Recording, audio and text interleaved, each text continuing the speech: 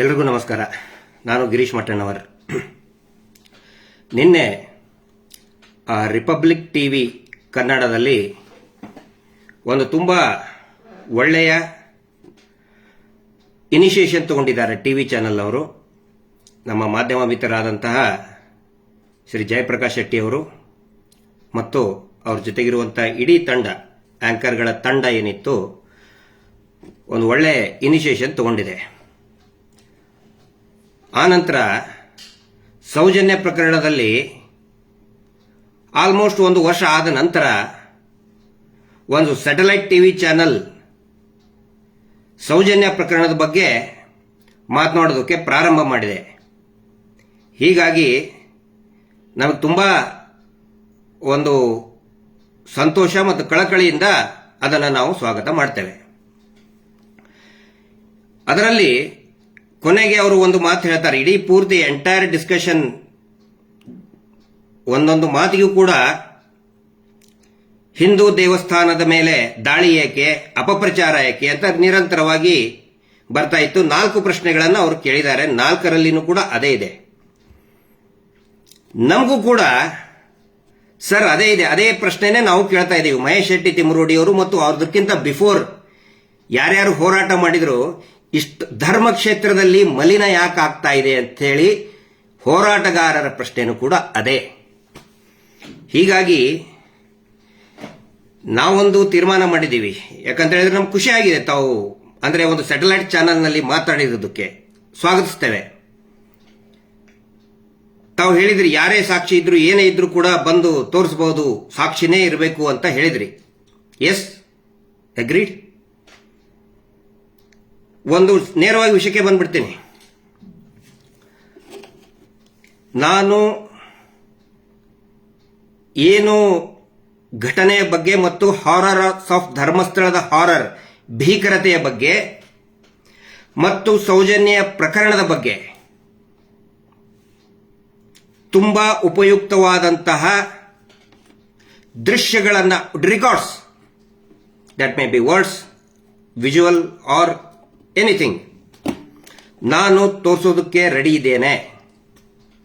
Conditions ಇದೆ 1-2-3. ಏನು ಅಂತ ಹೇಳಿದ್ರೆ, ನಾನು ಅಲ್ಲಿ ಬಂದಾಗ ನಾನು ಕೊಡಬೇಕಾದ್ರೆ ನಾನು ಲೈವ್ ಅಲ್ಲಿನೇ ಕೊಡ್ತೀನಿ. ತಾವು ಲೈವ್ ಅಲ್ಲಿನೇ ನಮ್ಮನ್ನ ಮಾತಾಡಿಸಬೇಕು. ಲೈವ್ ಅಲ್ಲಿನೇ. ನಾನು ಜಾಸ್ತಿ ಮಾತಾಡೋದು ಇರುವುದಿಲ್ಲ. ಯಾಕಂದ್ರೆ ಕೊಡ್ತಕ್ಕಂತಹ ಏನಂತ ಹೇಳಿದ್ರೆ ರೆಕಾರ್ಡ್ಸ್ ಆ ಥರ ಇದೆ. ನಾವು ಮಾತಾಡೋದು ಇರುವುದಿಲ್ಲ ಅದರಲ್ಲಿ. ಒಂದನೇದ್ದು, ನೀವು ಲೈವ್ ಇರಬೇಕು. ಮತ್ತೆ ನಾನು ಕೂಡ ನಿಮ್ಮ ಚಾನಲ್ ಎಂಟ್ರಿ ಆದಾಗಿಂದ ಎಕ್ಸಿಟ್ ಆಗುವವರೆಗೆ ನನ್ನ ಫೇಸ್ಬುಕ್ ಲೈವ್ ಇರ್ತದೆ. ನಾನು ಲೈವ್ ಇದ್ದಾಗಲೇ ನಾನು ಹ್ಯಾಂಡ್ ಓವರ್ ಮಾಡ್ತೀನಿ. ಎರಡನೇದಾಗಿ, ನಾನು ಹ್ಯಾಂಡ್ ಓವರ್ ಮಾಡಿದ ತಕ್ಷಣನೇ ವಿದಿನ್ 2 minutes ವಿದೌಟ್ ಎಡಿಟಿಂಗ್, ಏನು ಒಂದೇ ಒಂದು ಶಬ್ದ ಎಡಿಟ್ ಆಗಬಾರ್ದು ಅದರಲ್ಲಿ. ಆಸ್ ಇಟ್ ಈಸ್ ತಮ್ಮದು ಸ್ಕ್ರೀನ್ ಇದೆಯಲ್ಲ, ದೊಡ್ಡದು ಸ್ಕ್ರೀನ್ ಇದೆಯಲ್ಲ, ಆ ಸ್ಕ್ರೀನ್ ಅಲ್ಲಿ, ಯಾಕಂದ್ರೆ ನಾನು ಕೇಳಿದೆ ಟೆಕ್ನಿಕಲ್, ನನ್ ತಾಂತ್ರಿಕವಾಗಿ ನನಗಷ್ಟು ಗೊತ್ತಿಲ್ಲ. ತಮ್ಮ ಮೊಬೈಲಿಗೆ ಹೋದ್ಮೇಲೆ ಅದು ನಿಮ್ಮ ಒಂದು ಟೆಕ್ನಿಕಲ್ ಟೀಮ್ ಇರ್ತದೆ. ಆ ಟೆಕ್ನಿಕಲ್ ಟೀಮ್ ಇಂಥ ಸ್ಕ್ರೀನಿಗೆ ಎಷ್ಟೊತ್ತಾಗುತ್ತೆ, ಮ್ಯಾಕ್ಸಿಮಮ್ 2 minutes ಅಂತ ಹೇಳಿದ್ರೆ ಮೇ ಬಿ 5 minutes ಅಂತ ತಗೊಳ್ಳಿ. ಮತ್ತೆ ಅದೆಲ್ಲವೂ ಕೂಡ ಈ ಕಮರ್ಷಿಯಲ್ ಬ್ರೇಕ್ ಇದ್ದ ಟೈಮ್ ಆಗಿ ಇರಬಾರ್ದು. ಬಂದ ತಕ್ಷಣನೇ ಲೈವ್ ಅಲ್ಲೇ ಹ್ಯಾಂಡ್ ಓವರ್ ಮಾಡ್ತೀನಿ ನಾನು. ಲೈವ್ ಅಲ್ಲೇ ನೀವು ತೋರಿಸ್ಬೇಕು, ಅದನ್ನ ತೋರಿಸಲೇಬೇಕು ವಿದೌಟ್ ಎಡಿಟಿಂಗ್. ಒಂದನೇದ್ದು ಲೈವ್, ನೀವು ಕೂಡ ಲೈವ್ ಇರಬೇಕು. ಅದರಲ್ಲಿ ನನ್ನ ಫೇಸ್ಬುಕ್ ಕೂಡ ಒಂದು ವೇಳೆ ಇದು ಬ್ಲಾಕ್ ಆಗದೆ ಹೋದ್ರೆ, ರಿಪೋರ್ಟ್ ಆಗಿ ಬಹಳ ಹರಸಾಹಸ ಪಡ್ತಾ ಇದ್ದಾರೆ. ರಿಪೋರ್ಟ್ ಮಾಡಿ, ಮುಂಚೆ ಒಂದಿತ್ತು ನಂದು ಗಿರೀಶ್ ಮಟ್ಟಣ್ಣವರು ಇತ್ತು, ಅದನ್ನ ಬ್ಲಾಕ್ ಮಾಡಿಸಿದ್ರು ಸುಮಾರು ಜನರ ಕಡೆ ಅಂತ ಹೇಳಿ. ಪೇಡ್ ಒಂದಿಷ್ಟು ಇದನ್ನಿದ್ದಾರೆ ಮಾಡಿ ಬ್ಲಾಕ್ ಮಾಡಿಸಿದ್ರು. ಒಂದು 10,000 ಫಾಲೋವರ್ಸ್ ಇದ್ರು ಒಂದು ತಿಂಗಳಲ್ಲಿ. ಈಗ 20,000 ಫಾಲೋವರ್ಸ್ ಇದ್ದಾರೆ ಇನ್ನೊಂದು ಅಕೌಂಟ್ ಅಲ್ಲಿ. ಅದನ್ನು ಕೂಡ ಬ್ಲಾಕ್ ಮಾಡ್ಸಕ್ ನೋಡ್ತಾ ಇದ್ದಾರೆ. ಅಕಸ್ಮಾತ್ ಬ್ಲಾಕ್ ಆಗಲಿಲ್ಲ ಅಂದ್ರೆ ಇದೇ ನಂಬರಿನ ಫೇಸ್ಬುಕ್ ನಲ್ಲಿ ಲೈವ್ ಇರ್ತೀನಿ. ಬ್ಲಾಕ್ ಆದ್ರೆ ಇನ್ನೊಬ್ರು ಬರ್ತಾರೆ, ನನ್ನ ಜೊತೆಗೆ ಇನ್ನೊಬ್ರು ಬರ್ತಾರೆ, ಅವ್ರ ಲೈವ್ ಅಲ್ಲಿ ಇರ್ತಾರೆ. ಆ ಲೈವ್ ಅಲ್ಲಿ ನಾವು ಏನು ಮಟೀರಿಯಲ್ ಕೊಡ್ತೀನಲ್ಲ ಅದನ್ನ as it is without editing ಪೂರ್ತಿಯಾಗಿ ನೀವು ತೋರಿಸಬೇಕು. ಆಗುತ್ತಾ? ನಾನು ಕೇಳ್ತಾ ಇದ್ದೀನಿ ನಿಮಗೆ. ಮೂರನೇದ್ದು, ಪ್ರೊಟೆಕ್ಷನ್ ಆಫ್, ಈಗ ಏನು ವಿಟ್ನೆಸ್ ನಾನು ತೋರಿಸ್ತೀನಲ್ಲ ಅವ್ರಿಗೊಂದು ಪ್ರೊಟೆಕ್ಷನ್ ಅಂತ ಬೇಕಲ್ಲ. ಈಸಿಯಾಗಿ ಹೇಳಿಬಿಡ್ಬೋದು.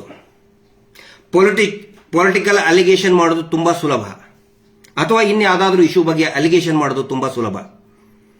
ಆಯ್ತು, ಸಾಕ್ಷಿ ಇದ್ರೆ ತಗೊಂಡು ಬನ್ನಿ ಅಂತ ಹೇಳ್ತಿದ್ರಲ್ಲ, it is a most sensitive criminal ಕೇಸಿಗೆ, brutal rape and gang rape and murder ಕೇಸಿಗೆ ಸಂಬಂಧಪಟ್ಟಂತದ್ದು. ಹಿಂದೆ ನಡೆದಂತದ್ದು ಯಾಕೆ ಪ್ರಕರಣ ಇದು ಸರಿಯಾದ ದಿಕ್ಕಿನಲ್ಲಿ ಸಾಗಲಿಲ್ಲ ಅಂತ ಹೇಳಿದ್ರೆ, ನಿರಂತರವಾಗಿ ಸಾಕ್ಷಿಗಳನ್ನ ಕೊಲ್ತಾನೆ ಬಂದ್ರು. ಹಿಂಗಾಗಿ ಅದು ರಿಪೀಟ್ ಆಗೋದು ಬೇಡ ಅಂತ ಹೇಳಿ ಪ್ರೊಟೆಕ್ಷನ್ ಆಫ್ ವಿಟ್ನೆಸ್ ಅದರ ಜವಾಬ್ದಾರಿ ತಗೋಬೇಕು. ಖಂಡಿತ ನೀವು ನಾಳೆ ಅಂದ್ರೆ ನಾಳೆ ಬರ್ತೀನಿ, ಐ ಆಮ್ ರೆಡಿ, ಓಡಿ ಹೋಗ್ತಾ ಇಲ್ಲ ನಾವು. ದಯವಿಟ್ಟು ನಮಗೊಂದು ಅವಕಾಶ ಕೊಡಿ. ಆನಂತರ ನೀವು ಕೇಳಬಹುದು, ಏನ್ ತೋರಿಸ್ತೀರಿ ನೀವು, ಏನ್ ತೋರಿಸ್ತೀರಿ, ನಾನು ಈಗ ಹೇಳಲ್ಲ. ಆ ನಂತರ ನಾನು ನಿಮಗೆ ಎನ್ಶೋರ್ ಮಾಡ್ತಾ ಇದ್ದೇನೆ, ನಾನು ನಿಮಗೆ ಪ್ರಾಮಿಸ್ ಮಾಡ್ತಾ ಇದ್ದೇನೆ, ಎಲ್ಲರ ಮುಂದೆ ಲೈವ್ ಅಲ್ಲೇ ಪ್ರಾಮಿಸ್ ಮಾಡ್ತಾ ಇದ್ದೇನೆ, ಅದು ಯಾವೂ ಕೂಡ AI ಟೆಕ್ನಾಲಜಿ ಯೂಸ್ ಮಾಡಿದಂಥದ್ದಲ್ಲ. ಈಗ ಅಂದ್ರೆ ಅವರೊಂದೇನೋ ತೋರಿಸ್ಬಿಟ್ರು, ನಾವೊಂದು ವಿಡಿಯೋ ಮಾಡಬೇಕು, ನಾವೊಂದು ವಿಡಿಯೋ ಮಾಡಿದ್ವಿ, ಅದನ್ನ ನೀವು ತೋರಿಸ್ರಿ, ಖಂಡಿತ ಅಲ್ಲ. ಆ ನಂತರ ನಾನು ಡಿಬೇಟಿಗೆ ಬರುವುದಿಲ್ಲ, ನಾಟ್ ಅ ಡಿಬೇಟ್. ನೋಡಿ, ನಮ್ಮನ್ನ ನಂಬಿ ಅಂತ ಹೇಳೋದಕ್ಕೆ ನಾನು ಬರ್ತಾ ಇಲ್ಲ. ನೈಜ ಘಟನೆಯ ದಾಖಲೆಯನ್ನ ಧರ್ಮಸ್ಥಳ ಅನ್ನುವಂತಹ ಪವಿತ್ರ ಕ್ಷೇತ್ರದಲ್ಲಿ ನಡೆದಂತಹ ಭೀಕರತೆಯನ್ನ, ನೈಜತೆಯನ್ನ ತೋರಿಸ್ತೀನಿ, ನನ್ನ ಜೊತೆಗೆ ತಗೊಂಡು ಬರ್ತೀನಿ. It's my promise. ಅದನ್ನು ನೋಡಿದ ಮೇಲೆ ನಾನು ಇದನ್ನ ಜನಗಳು ಖುಷಿಯಾಗಬೇಕು ಅಂತ ನಾನು ಹೇಳ್ತಾ ಇಲ್ಲ, ನನ್ನನ್ನು ಮೆಚ್ಚಬೇಕು, ವಾ ಅನ್ಬೇಕು ಅಂತ ಹೇಳ್ತಾ ಇಲ್ಲ. ಅದನ್ನು ನೋಡಿದ ಮೇಲೆ let the government decide, let the police department decide, let the judiciary decide. ನಾನು ಅವ್ರ ಗಮನಕ್ಕೆ ತರೋದಕ್ಕೆ ಈ ಒಂದು ಪ್ರಯತ್ನ ಮಾಡ್ತಾ ಇದ್ದೀನಿ, ಮತ್ತು ಅದಕ್ಕೆ ನೀವು ಒಳ್ಳೆಯ ಒಂದು ಅವಕಾಶವನ್ನ ಕೊಟ್ಟಿದ್ದೀರಿ, ಅದಕ್ಕೆ ನಾನು ನಿಮ್ಗೆ ಥ್ಯಾಂಕ್ಸ್ ಹೇಳ್ತಾ ಇದ್ದೀನಿ. ರಿಪಬ್ಲಿಕ್ ಕನ್ನಡ ಟಿವಿಗೆ ಯಾರು ಈ ತರ ಒಂದು ಅವಕಾಶವನ್ನು ನಮಗೆ ಕೊಟ್ಟಿದ್ದಿಲ್ಲ ಸರ್, ನೀವು ಕೊಟ್ಟಿದ್ದೀರಿ. ಸೊ ಅರ್ನಬ್ ಅವ್ರ ಬಗ್ಗೆನೂ ಕೂಡ ನನಗೆ ತುಂಬಾ ಗೌರವ ಇದೆ. ನಿರ್ಭಯ ಪ್ರಕರಣದಲ್ಲಿ ಎಷ್ಟು ಚೆನ್ನಾಗಿ ಅವರು ಡಿಬೇಟ್ ಮಾಡ್ತಾ ಇದ್ರಂದ್ರೆ ಎಚ್ಚರಿಸ್ಬಿಟ್ರು ಅವರು, ಇಡೀ ಸರ್ಕಾರವನ್ನೇ ಎಚ್ಚರಿದ್ದು ಅರ್ನಬ್ ಗೋಸ್ವಾಮಿ. ಸೊ ಅವ್ರ ಬಗ್ಗೆ ಬಹಳ ರೆಸ್ಪೆಕ್ಟ್ ಇದೆ. ಮತ್ತೆ ನಿನ್ನೆನೂ ಕೂಡ ನೀವು ಮಾತಾಡಿದ್ದು ನಮಗೆ ಹೇಳಿದಿರಲ್ಲ, ಇದ್ರೆ ತಗೊಂಡು ಬನ್ನಿ ಅಂತ ಹೇಳಿ, ನಾನು ರೆಡಿ ಇದ್ದೀನಿ. ಈ 3 ಕಂಡೀಷನ್, ನಿಮ್ಮ ಕಂಡೀಷನ್ ಕೂಡ ನಾನು ಓಕೆ. ನೀವು ಹೇಳಿದ್ರಿ ಏನು ಏನೋ ನನಗೆ ಹೇಳಕ್ಕೆ ಬರೋದಿಲ್ಲಪ್ಪ, ದೇವಮಾನವ ಅಂತ ಕರೀತಾರಲ್ಲ, ಅವ್ರ ಬಗ್ಗೆ ಬೈಬಾರ್ದು ಅಂತ ಹೇಳಿದ್ರಿ. ನಾವಾಗೆ ಯಾವತ್ತಿಗೂ ಕೂಡ ಅವ್ರಿಗೆ ಬೈದಿಲ್ಲ. ಇನ್ನೊಬ್ರು ಅವ್ರ ಮೇಲೆ ಬೆರಳು ಮಾಡುವ ಹಂಗೆ ಅವರೇ ಮಾಡ್ಕೊಂಡಿದ್ದು. ಯಾಕೆ ಅಂತ ಹೇಳಿದ್ರೆ, ಆರೋಪ ಇದ್ದಿದ್ದು ಅವ್ರ ಮೇಲಲ್ಲ. ಯಾರು ಕೂಡ ಅವರು ಅತ್ಯಾಚಾರ ಮಾಡಿದ್ದಾರೆ, ಕೊಲೆ ಮಾಡಿದಾರಂತೆ ಖಂಡಿತ ಯಾರು ಹೇಳಿಲ್ಲ. ನಾವಂತೂ ಹೇಳಿಲ್ಲಪ್ಪ, ನಾನಂತರೂ ಹೇಳೇ ಇಲ್ಲ. ಆದ್ರೆ ಯಾವಾಗ ಅವರ ತಮ್ಮನ ಮಗ ವಿದೇಶದಲ್ಲಿ ಇದಾನಂತ ಹೇಳಿ ಅವರು ಜೆರಾಕ್ಸ್ ಕಾಪಿ ಹಿಡ್ಕೊಂಡು ಕಲರ್ ಪ್ರಿಂಟ್ಔಟ್ ವೀಸಾ ಕಾಪಿ ಹಿಡ್ಕೊಂಡು ನಮ್ಮ ತಮ್ಮನ ಮಗ, ನಮ್ಮ ಮಗು ಇಲ್ಲಿದ್ದಿದ್ದಿಲ್ಲ, ಅಮೆರಿಕಾದಲ್ಲಿತ್ತು ಅಂತ ಹೇಳ್ತಲ್ಲ, ಅವಾಗ ನಮಗೆ ಕಾಡಿದಂತಹ ಒಂದು ಪ್ರಶ್ನೆ ಏನಂತ ಹೇಳಿದ್ರೆ, ಆರೋಪ ಇದ್ದಿದ್ದು ಆ ತಮ್ಮನ ಮಗನ ಮೇಲೆ. ಆ ತಮ್ಮನ ಮಗ, ಅವ್ರ ಮಗು ಉತ್ತರ ಕೊಡಬಹುದಿತ್ತಲ್ಲ. ಮಗು ಅಂದ್ರೆ ಮಗು ಲಾಲಿ ಹಾಡೋ ಮಗು ಅಲ್ಲ. ಮೈನಿಂಗ್ ಕಂಪನಿ MD ಆಗಿ 2009 ನಲ್ಲಿ he was the MD of a mining company. ಅಲ್ಲೇ ಕೂತ್ಕೊಂಡು ಒಂದು ವಿಡಿಯೋ ಮಾಡ್ಕೊಂಡು ಹೇಳ್ಬಹುದಾಗಿತ್ತಲ್ಲ. ಅಕಸ್ಮಾತ್ ಇದ್ದರೆ, ಅಲ್ಲೇ ಇದ್ದಿದ್ದರೆ ಒಂದು ವಿಡಿಯೋ ಮಾಡ್ಕೊಂಡು ಹೇಳ್ಬಹುದಾಗಿತ್ತಲ್ಲ. ಆಯ್ತಪ್ಪ, ಅವರ ತಂದೆ ಹೇಳ್ಬಹುದಾಗಿತ್ತಲ್ಲ. ತಂದೆ ಯಾಕೆ ಬರಲಿಲ್ಲ? ಇವರು ಮುಂದೆ ಬಂದು ಜೆರಾಕ್ಸ್ ಕಾಪಿ ಹಿಡ್ಕೊಂಡು ಕಲರ್ ಪ್ರಿಂಟ್ಔಟ್ ಹಿಡ್ಕೊಂಡಿದ್ದಕ್ಕೆ ಎಲ್ಲರೂ ಅವ್ರನ್ನ ಪ್ರಶ್ನೆ ಮಾಡ್ತಾ ಇದ್ದಾರೆ. ಇಲ್ಲಿ ಇನ್ನೊಂದು ಡೆವಲಪ್ಮೆಂಟ್ ನಡೀತದೆ. ಇವರ ತಂದೆಯವರು ಹೋಗ್ತಾರೆ CBI, ದಯವಿಟ್ಟು ನೋಡಿ ಇದನ್ನ. CBI ಕಚೇರಿಯಲ್ಲಿ ಹರ್ಷೇಂದ್ರ ಕುಮಾರ್, ನಾನು ಹೇಳ್ತಾ ಇಲ್ಲ, ಅವಾಗ ಬಂದಂತಹ ಪತ್ರಿಕಾ ವರದಿ, ಮಾಧ್ಯಮದವರು ವರದಿ ಮಾಡಿದಂಥದ್ದು, ದಯವಿಟ್ಟು ನೋಡಿ. CBI ಕಚೇರಿಯಲ್ಲಿ ಹರ್ಷೇಂದ್ರ ಕುಮಾರ್ ವಿದ್ಯಾರ್ಥಿನಿ ಸೌಜನ್ಯ ಪ್ರಕರಣ, ಅಲ್ಲಿನೂ ಕೂಡ ಏನ್ ಹೇಳ್ತಾರೆ ಇವರು, ಅಲ್ಲಿನೂ ಕೂಡ ಧರ್ಮಸ್ಥಳಕ್ಕೆ ಅವಮಾನ ಮಾಡಬೇಡಿ ಅಂತ ಹೇಳ್ತಾರೆ. ಇಲ್ಲಿ ಅವರು ಹೋಗಿದ್ದು ಅವರ ಮಗನ ದಾಖಲೆಗಳನ್ನು ಕೊಡೋದಕ್ಕೆ ಹೋದ್ರು ಅಂತ ಈ ವರದಿ ಇದೆ. ಅದರಲ್ಲಿಯೂ ಕೂಡ ಸಾಕಷ್ಟು ವಿಷಯಗಳು ಪ್ರಶ್ನೆ ಮಾಡಿದ್ದಾರೆ. ಇಲ್ಲಿ ನೋಡಿ, ಆರೋಪ ಇರುವುದು ಆ ಮಗನ ಮೇಲೆ, ಸಿಬಿಐಗೆ ಹೋಗೋದು ಅವರ ಅಪ್ಪ, ಸಾರ್ವಜನಿಕರ ಮುಂದೆ ಡಿಸ್ಪ್ಲೇ ಮಾಡೋದು ಅವ್ರ ದೊಡ್ಡಪ್ಪ. ಯಾಕೆ ಅವ್ರ ದೊಡ್ಡಪ್ಪ? ಅವರು ಪೂಜ್ಯರು ಅಂತ ಕರೆಸ್ಕೊಂಡಂತವ್ರು, ಇಡೀ ಲಕ್ಷಾಂತರ ಕೋಟ್ಯಾಂತರ ಜನರ ಭಕ್ತರ ಒಂದು ಗೌರವಕ್ಕೆ ಪಾತ್ರರಾದಂಥವ್ರು, ಅವ್ರ ಮೇಲೆ ಆರೋಪನೇ ಇಲ್ಲ. ಅವರು ಯಾಕೆ ಹಿಡ್ಕೊಂಡು ತೋರಿಸಿದ್ರು? ಇಲ್ಲಿ ಅವರ ತಮ್ಮ ಸಿಬಿಐ ಆಫೀಸಿಗೆ ಹೋಗ್ತಾರೆ. ಆನಂತರ ನಿನ್ನೆ ನೀವು ಚರ್ಚೆ ಮಾಡಿದ್ರಿ, ಎನ್ಕ್ವೈರಿ ಮಾಡಿದ್ರು, ಒಂದೆಲ್ಲ ಎನ್ಕ್ವೈರಿ ಮಾಡಿದ್ರು.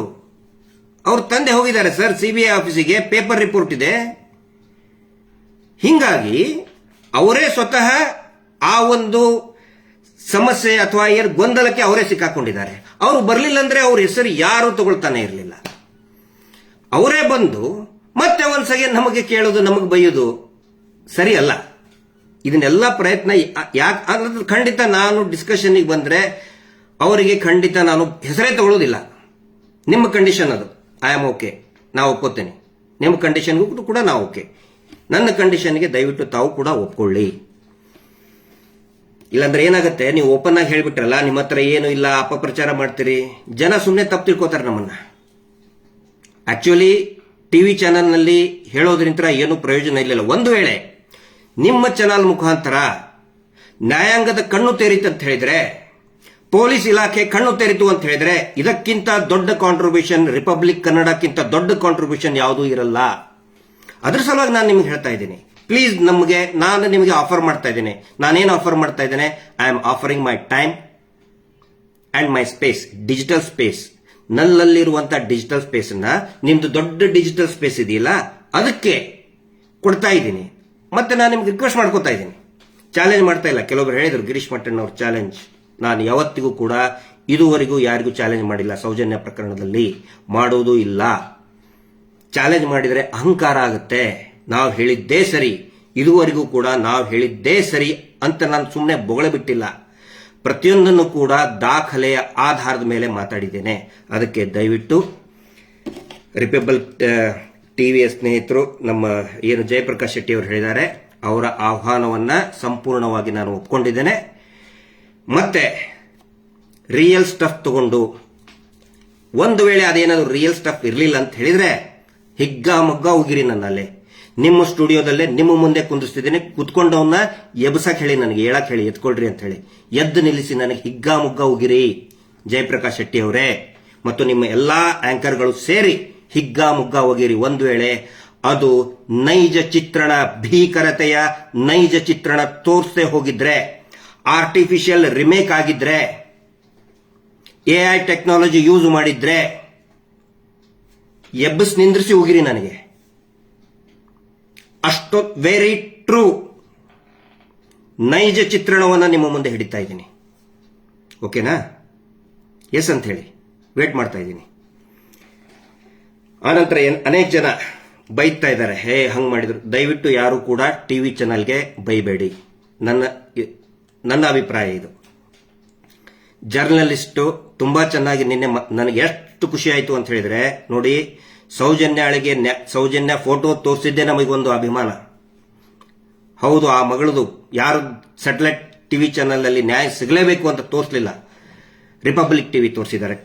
ಯೂಟ್ಯೂಬ್ ನಲ್ಲಿ ಸುಮಾರು ಬಂದಿದೆ. ಥ್ಯಾಂಕ್ಸ್. ಅಂದ್ರೆ ಈ ಹೋರಾಟ ನಿಂತಿದ್ದೆ ಯೂಟ್ಯೂಬ್ ಚಾನೆಲ್ಗಳಿಂದಾನೆ. ಪೇಜ್ಗಳು, ಇಂಟರ್ನೆಟ್ ಪೇಜಸ್ ಏನೇನಿರ್ತದಲ್ಲ, ಇನ್ಸ್ಟಾ, ಫೇಸ್ಬುಕ್, ಅವರಿತರ.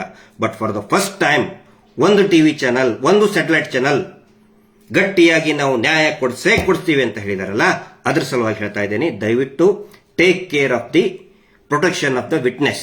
ಎಲ್ಲರದ್ದು ನಾನು ಹೇಳ್ತಾ ಇಲ್ಲ. ಆಮೇಲೆ ನಾನು ನಿಮ್ಮ ಹತ್ರ ಬಂದಾಗ ಇಡೀ ಪ್ರಕರಣದ್ದೆಲ್ಲ ಹೇಳ್ತಾ ಇಲ್ಲ, ಓನ್ಲಿ ಒಂದು ಸಣ್ಣ ತುಣುಕು ಹೇಳ್ತಾ ಇದ್ದೀನಿ. ಓನ್ಲಿ ಒಂದು small portion, very small portion of the horror at the place called Dharmasthala original ತೋರಿಸ್ತಾ ಇದ್ದೀನಿ.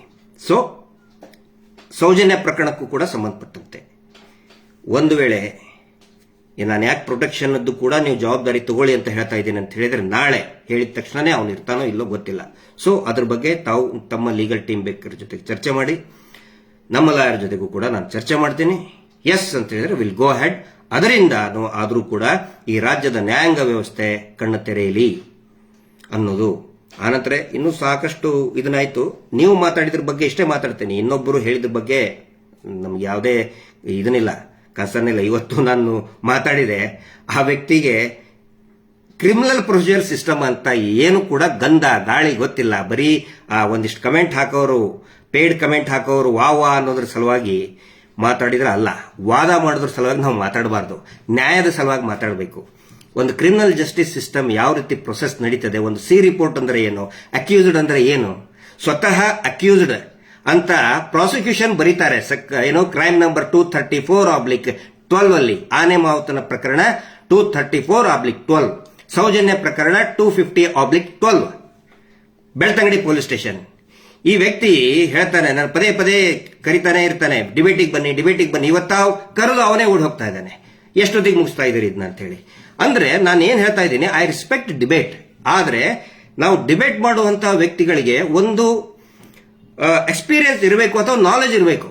ಸ್ವತಃ ಪ್ರಾಸಿಕ್ಯೂಷನ್ ಬರೆದಿದ್ದಾರೆ ಅಂಡರ್ ಸೆಕ್ಷನ್ 2 ಅಂದ್ರೆ ಏನು ಕ್ರೈಮ್ ನಂಬರ್ 234/12 ನಲ್ಲಿ ಸ್ವತಃ ಪ್ರಾಸಿಕ್ಯೂಟರ್ ಬರೆದು ಕೊಡ್ತಾರೆ, ಅಕ್ಯೂಸ್ಡ್ ಸಂತೋಷ್ ರಾವ್ ಅಂತ ಹೇಳಿ, ಅಕ್ಯೂಸ್ಡೇ ಅಲ್ಲ ಅಂತ ಹೇಳ್ತಾನೆ. ಸೊ ಏನ್ ಮಾತಾಡಬೇಕು ಅಂತ ಅವ್ರ ಜೊತೆಗೆ, ಅದಕ್ಕೆ ಒಂದು ಹೆಲ್ದಿ ಡಿಸ್ಕಷನ್ ಆಗಲಿ. ಮತ್ತೆ ನಿನ್ನೆ ತಾವು ಹೇಳಿದ್ರಿ ಸಂತೋಷ್ ರಾವ್ ಒಂದು ಕನ್ಫೆಷನ್ ಸ್ಟೇಟ್ಮೆಂಟ್ ಇಟ್ಟು ಯಾಕೆ ಚರ್ಚೆ ಮಾಡ್ತಾ ಇಲ್ಲ ಅಂತ ಒಬ್ಬ ಮೇಡಮ್ ಅವರು ಕೇಳಿದ್ರು. ನೋಡಿ ಮೇಡಮ್, ಕನ್ಫೆಷನ್ ಸ್ಟೇಟ್ಮೆಂಟ್ ಬಗ್ಗೆ ಸಿಕ್ಕಾಪಟ್ಟೆ ಮಾತಾಡಿದ್, ನನಗಿಂತ ಜಾಸ್ತಿ ಯಾರೋ ನಮ್ಮ ಮೋಹಿತರು ಬಹಳಷ್ಟು ಚೆನ್ನಾಗಿ ಮಾತಾಡಿದ್ದಾರೆ ಹಿಂದೆ. ನೀವು ಈಗ ಎಚ್ಚರಾಗಿದ್ದೀರಿ, so that is not our problem. ಹಿಂದೆ ಪ್ರತಿಯೊಂದು ಸಭೆಯಲ್ಲೂ ಕೂಡ ಈ ಸಂತೋಷ್ ರಾವ್ನ ಪಾತ್ರದ ಬಗ್ಗೆ, ಕನ್ಫೆಷನ್ ಸ್ಟೇಟ್ಮೆಂಟ್ ಬಗ್ಗೆ ಬೇರೆ ಬೇರೆ ಯೂಟ್ಯೂಬ್ ನಲ್ಲಿ ನಿರಂತರವಾಗಿ ನಮ್ಮ ಯಾರು ಮೋಹಿತರು ಮಾತಾಡಿದ್ದಾರೆ. ನಾನು ಕೂಡ ಹೇಳಿದ್ದೇನೆ, ಆ ಕನ್ಫೆಷನ್ ಸ್ಟೇಟ್ಮೆಂಟ್ ನೋಡಿ, ಅದೇನು ಕನ್ಫೆಷನ್ ಕೊಡಬೇಕಾದ್ರೆ he was in the custody ಒಳಗಿದ್ದಾಗ ಬರೀ ಸೈನ್ ಮಾಡಿಸ್ಕೊಂಡಿದ್ದಾರೆ. ಬ್ರೈನ್ ಮ್ಯಾಪಿಂಗ್ ಯಾಕೆ ಮಾಡಿಸ್ಕೊಳ್ಳಿಲ್ಲ ಅಂತ ಹೇಳಿ ದೊಡ್ಡ ಎಲ್ಲರೂ ಅದೊಂದು ಸುದ್ದಿ ಹಬ್ಬಿಸ್ತಾ ಇದ್ದಾರೆ. ದಯವಿಟ್ಟು ಮೋಹಿತ್ ಅವ್ರನ್ನ ನೀವು ಕರೆಸಬೇಕಾಗಿತ್ತು, ಅಲ್ಲಿ ಕೂಡಿಸಬೇಕಾಗಿತ್ತು ಆಕ್ಚುಲಿ ಮೋಹಿತ್ ಅವ್ರನ್ನ, because he was the advocate of Santosh Rao. ಅವ್ರನ್ನ ನೀವು ಕ್ವಶನ್ ಮಾಡಬೇಕಾಗಿತ್ತು. ವಿಟ್ನೆಸ್ ಗಳನ್ನ ಕ್ರಾಸ್ ಎಕ್ಸಾಮಿನೇಷನ್ ಮಾಡಿದಂತವ್ರು ಮೋಹಿತ್ ಕುಮಾರ್, ಅವ್ರನ್ನ ಕುಂದ್ರಿಸಿ ಮಾತಾಡಬೇಕಾಗಿತ್ತು, ಗೊತ್ತಾಗ್ತಾ ಇತ್ತು. ಬ್ರೈನ್ ಮ್ಯಾಪಿಂಗ್ ಬಗ್ಗೆ ಬಹುಶಃ he is the very right person. ಅಂದ್ರೆ ಸಂತೋಷ್ ರಾವ್ ಯಾಕೆ ಸೈ ಮಾಡಲಿಲ್ಲ ಅಂತ ಅಂದ್ರೆ ಯಾಕೆ ಮಾಡಿಸ್ಕೊಳಕ್ ಒಪ್ಪಲಿಲ್ಲ ಅಂತ ಹೇಳ್ತಾರಲ್ಲ, ಅವರ ಪ್ರಕಾರ ಆ ಸಿಗ್ನೇಚರ್ ಸಂತೋಷ್ ರಾವ್ದೇ ಅಲ್ಲ. ನೀವು ತೋರಿಸ್ತಾ ಇದ್ರಲ್ಲ ಪದೇ ಪದೇ ಪದೇ ನೋಡಿ, ಇವನು ಯಾಕೆ ಬೇಡ ಅಂತ ಹೇಳಿದ ಅಂತ ಹೇಳಿ, ಸಂತೋಷ್ ರಾವ್ದೇ ಅಲ್ಲ. ಕಸ್ಟಡಿ ಒಳಗಿದ್ದಾಗ, ಆ ಟೈಮ್ ನಲ್ಲಿ ಸಂತೋಷ್ ರಾವ್ ಕಸ್ಟಡಿ ಒಳಗಿರ್ತಾನೆ. ಕಸ್ಟಡಿ ಒಳಗಿದ್ದಾಗ ಬ್ರೈನ್ ಮ್ಯಾಪಿಂಗ್ ಬಗ್ಗೆ ಏನಾದರೂ ಏನು ಪರ್ಮಿಷನ್ ತಗೋಬೇಕಂದ್ರೆ first they have to invite their advocate ಅನ್ನು ಕರೆದಿಲ್ಲ. ಮೋಹಿತರು ಹೇಳೋ ಪ್ರಕಾರ, ಅವರ ವಕೀಲರು ಅಡ್ವೊಕೇಟ್ ಹೇಳೋ ಪ್ರಕಾರ ಅದು ಸಂತೋಷನ ಸಿಗ್ನೇಚರೇ ಅಲ್ಲ. ಅದನ್ನ ಚರ್ಚೆ ಆಗಬೇಕು ಅಂತ ಹೇಳಿದ್ರೆ ಕನ್ಸರ್ನ್ ಅಡ್ವೊಕೇಟ್ ಯಾರಿದ್ದಾರೆ ಅವ್ರನ್ನ ಕುದುರಿಸ್ಕೊಂಡು ಮಾತಾಡಬೇಕಾಗಿತ್ತು. ಇದ್ರೆ ಇನ್ನೂ it would have been a very healthy. ನೀವು ಅವ್ರನ್ನ ಯಾಕೆ ಕರೆದ್ರಿ, ಇವ್ರನ್ನ ಯಾಕೆ ಕರೆದಿ, ದಟ್ಸ್ ನಾಟ್ ಮೈ ರೈಟ್. ನೀವು ಯಾರನ್ನಾದ್ರೂ ಕರೀರಿ, ಆದ್ರೆ ಪ್ರಾಪರ್ ಪರ್ಸನ್ ಅನ್ನ ಕರೆಸಿ ಮಾತಾಡಬೇಕಾಗಿತ್ತು. ಇನ್ನು ಸುಮಾರು ವಿಷಯ ಇದೆ ಅದ್ರ ಬಗ್ಗೆ ಹೇಳೋದಕ್ಕೆ, ಯಾಕಂದ್ರೆ ನಿನ್ನೆ ಬಗ್ಗೆ ಅದನ್ನು ಕೂಡ ಬೇಕಾದ್ರೆ ನಾ ಬಂದಾಗ ಮಾತಾಡ್ತೀನಿ, ವಿಶ್ಲೇಷಣೆ ಮಾಡ್ತೀನಿ. ಬಟ್ ಮೇನ್ ಇರೋದು ನಾನು ಚರ್ಚೆ, ಹರಟೆ, ಡಿಬೇಟ್ ನೋ, ಅದಕ್ಕೆ ಬೇಡ. ನಾನು ಬರೋದು ಒನ್ಸ್ ಅಗೇನ್ ಐ ರಿಪೀಟ್, ನಾನು ತಗೊಂಡು ಬಂದಂತಹ ಮಟೀರಿಯಲ್ ಏನಿದೆ, ದ ಒರಿಜಿನಲ್ ಸ್ಟಫ್ ಏನಿದೆ, ಅದನ್ನ ನಾನು ಲೈವ್ ಅಲ್ಲೇ ಕೊಡ್ತೀನಿ. ಲೈವ್ ಅಲ್ಲೇ ಪೂರ್ತಿ ರಿಸೀವ್ ಮಾಡ್ಕೋಬೇಕು. ಅಟ್ ದ ಸೇಮ್ ಟೈಮ್ ನಾನು ಕೂಡ ನನ್ನ ಫೇಸ್ಬುಕ್ ಅಲ್ಲಿ ಲೈವ್ ಅಲ್ಲಿ ಇರ್ತೀನಿ. ಮತ್ತೆ ಒಂದೇ ಒಂದು ಶಬ್ದವೂ ಕೂಡ ಎಡಿಟ್ ಆಗೋ ಹಂಗಿಲ್ಲ, ಕೊಟ್ಟ ತಕ್ಷಣನೇ ಸ್ಕ್ರೀನ್ ನಲ್ಲಿ ಬರಬೇಕು. No editing, protection of the witness. ಇಷ್ಟಾದ್ರೆ ಖಂಡಿತ ಬರ್ತೀನಿ. ಹೆಂಗಿದೆ offer? It's a request, not a challenge. ಹ್ಞೂ ಅಂತೀರಾ? ಹ್ಞೂ ಅಂತೀರಾ? ವೇಟ್ ಮಾಡ್ತಾ ಇದ್ದೀನಿ. Justice for Soujanya. ನಮಸ್ತೆ.